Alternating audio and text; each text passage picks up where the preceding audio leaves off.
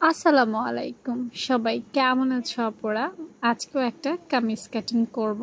এটা আমার পেজেরই, আমার অফলাইনে একটা কাস্টমার নিয়েছে। তো দেখো প্রিন্টটা, এটা হচ্ছে সামনের পার্ট।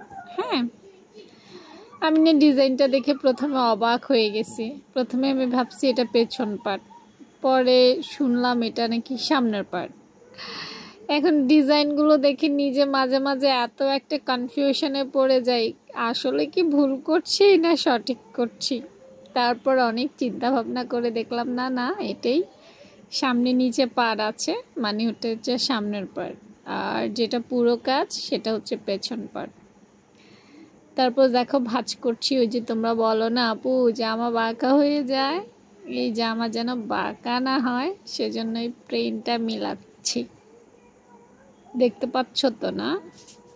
হ্যাঁ, মাঝখানে প্রিন্ট রাখতে হবে সেজন্য। গলার পাশটা আপু 2.5 ইঞ্চি নিয়েছি, কাঁধটা আপু 6.5 নিয়েছি। হ্যাঁ, মহড়াটা আপু 7 ইঞ্চিতে নিচ্ছি, কারণ কামিজটা 40 সাইজের বানাবো।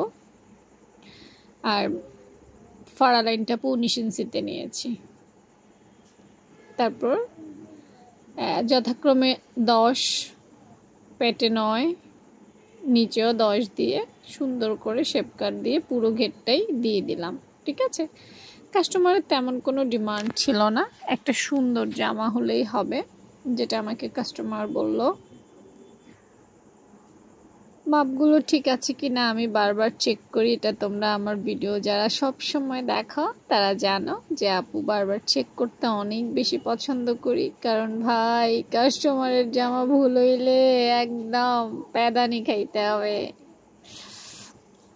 যাই হোক, তারপর সুন্দর করে কাটার চেষ্টা করছিলাম, কিন্তু আমার কেচিতে প্রবলেম দেখা দিছে। কেচিটা ঠাস করে হাত থেকে পড়ে গিয়ে লুজ হয়ে গেছে। এখন আমি এটা টাইটও দিতে পারতেছি না।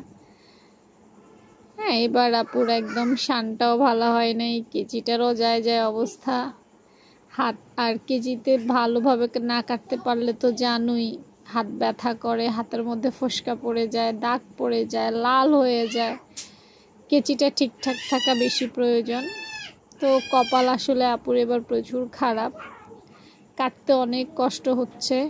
তোমরা হয়তো বুঝতে পারছো কিনা আমি জানি না, তারপরেও কষ্ট করে এখন কি করব, কাটতে হবে কেচিটা ঠিক না হওয়া পর্যন্ত।